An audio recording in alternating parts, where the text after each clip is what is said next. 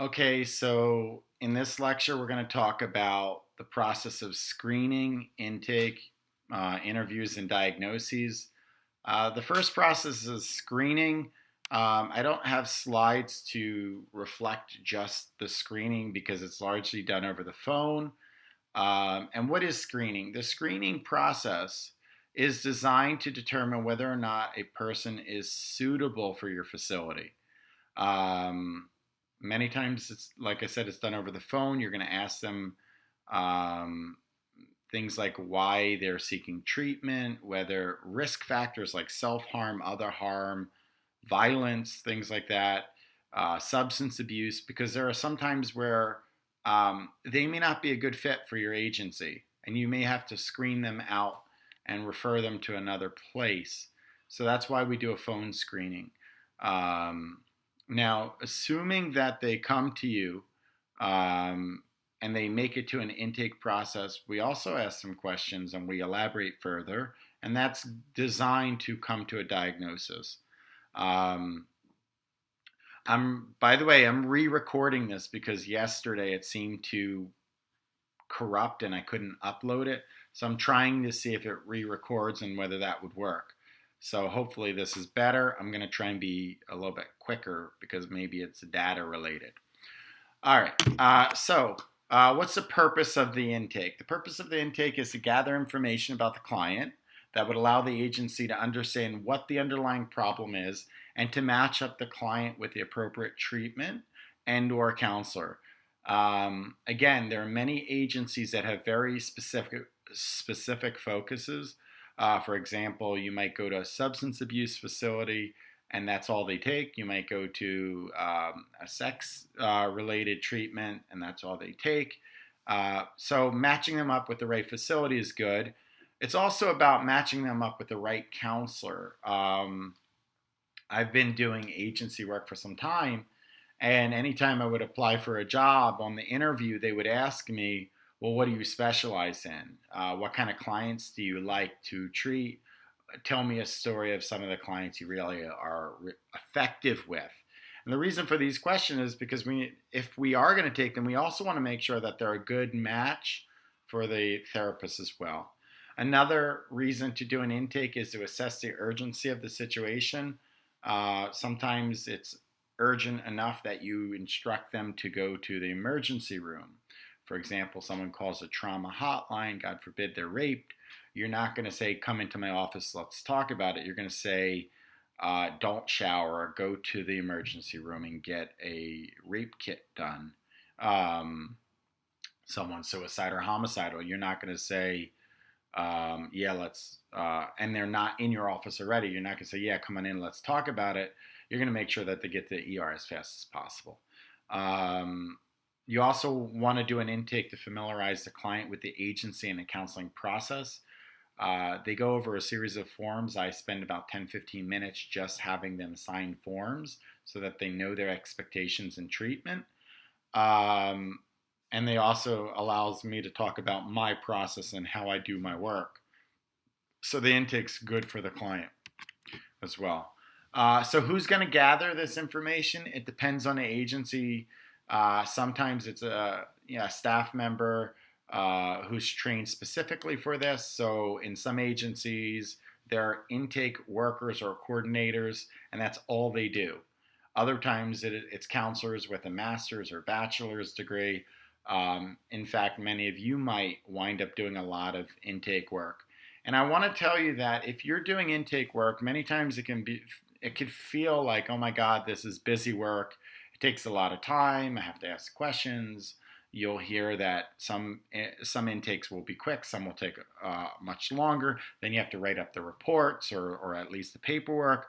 So you may feel like it's busy work or grunt work, but it's the most valuable piece of information we have. So it's an important role. And to give it to you is actually, believe it or not, a lot of trust. Now, in terms of being the person who does it, you need to be flexible, resourceful, and experienced in handling a wide range of clients. Sometimes people will tell you that they're homeless. And if they tell you that they're homeless, you might have to, on the cuff, think of homeless shelters or domestic violence or things like that. You need to have resources ready to handle their needs. And sometimes they may say things that you're not prepared for emotionally. So be ready for a broad range of clients. Okay, so what do we ask in this intake? We ask, and these are just the preliminary information, and this is important whether you're doing the therapy or whether you're even doing billing many times. You want to ask them their age, you want to ask them their sex. Now, when you ask them their sex, sometimes people will say that they identify as transgender. In that case, you want to ask them for what pronouns they want, he or him, she or her, or they can have more fluidity and say, sometimes I prefer to be referred to as he, and sometimes I prefer to be referred to as she. It all depends. Make sure you're sensitive to that. Race, this is really race and ethnicity. We're going to ask, are you white, black, Hispanic, Asian, Pacific Islander? You get the idea. Marital status, single, married, divorced, separated, widowed, and so forth. Area of residence, you want to know where they live. This is important. And all of this is just a preliminary sketch. After gathering the preliminary information, you want to start gathering information related to the problem. So we start with the presenting problem. Many agencies, you'll hear this referred to as the chief complaint. And I like to ask, well, what brings you in? What brings you into therapy today? And then they start talking. And this, you want to spend some time letting them talk and talk and talk, because they're trying to unpack a lot of pain. And if you treat them as a checklist of questions, they're gonna feel it. You're going to ask them how long it's been going on, any treatment history, family of origin, mom, dad, brother, sister, guardians, and so forth, educational history, highest education, left back. You're going to ask them whether there was truancy, suspensions, favorite subjects, etc. Employment history, gaps of employment, medical history, and relationship. And then you want to get some collateral contacts. Now, collateral contacts are important, particularly in the cases of crisis. If a person is at risk to himself or other, or you can't reach them, having collateral contacts is important.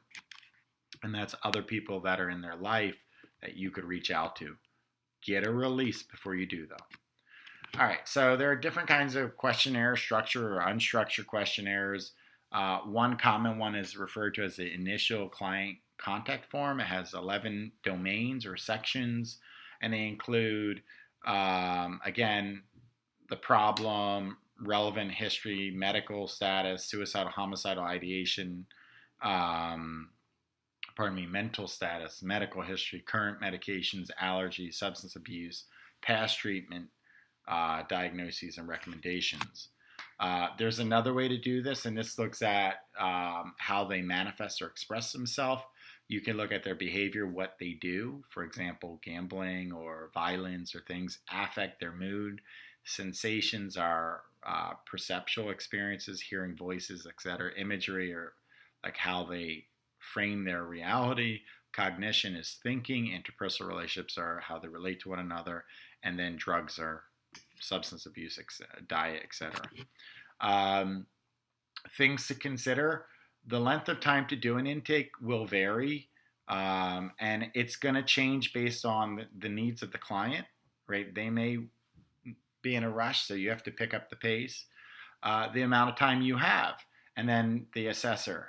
Now, I will tell you that some intakes that I did in the past took 2 hours, some took a half hour, right? And there's a big range. And these three factors are usually at play. When you're doing an intake, make sure you're still friendly and empathic and supportive so that they know that you care. But not too friendly. You're not their friend. This is a professional relationship, and not too forward. Don't overshare. Sharing or self-disclosure is good and it's important, but when it's used properly. After you do an assessment, you're likely to come to what's referred to as a diagnosis.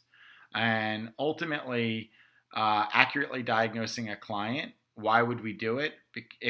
The answer is it can facilitate treatment planning, and we know that certain disorders work with better. Certain disorders require different treatments. For example, if a person has a phobia, I'm going to do a behavioral intervention. Whereas if a person has, I don't know, borderline personality disorder, I might use more of a dialectical behavioral therapy, DBT, or an interpersonal therapy. You also want to put the client's concerns into diagnostic context, understand the environment, and that plays a role. That plays a role in how fast the treatment will work. People in really challenging, stressful environments usually struggle to make progress quicker. Another reason to use diagnosis is that if you work in a treatment team, we're all using the same language. So the social worker, psychologist, psychiatrist will all know if I say this person is diagnosed with obsessive compulsive disorder, we're all using the same language. All right, let's continue. Now, what happens if the client leaves? Having a diagnosis is useful because if they go to another agency, the next therapist is likely to send you a release of information. They're going to want your documents. And having that diagnosis is very, very helpful. Other reasons are agency-wide. The agency has a certain role in the community. They might serve, like, again, a substance abuse facility may require a primary diagnosis of substance abuse in order to treat a client, and they will turn you away if you don't have that. In private practice, this is good because when you bill insurance, you need a diagnosis. All right, so the diagnostic process. So in order to make an accurate diagnosis, counselors must gather information on clients presenting concerns, their background information, and their present situation. This is the intake that I've been describing. We're going to continue to move this semester, and we're going to talk about mental status exam, and this is a way to assess mental emotional disorders. I recommend the Folstein Mini Mental Status Exam. It's really good. It's free. It's online. It's in PDF. It's good. And then the process of reaching a diagnosis also allows you to rule out certain diagnoses due to medical or substance abuse issues. So if you're going to give a psychological disorder, it's very important that it's due to psychological reasons, not medical reasons or substance use. So let's talk about it. A person may appear to be depressed due to hypothyroidism. So that hypothyroidism depresses their mood, and then all of a sudden they manifest as depressed.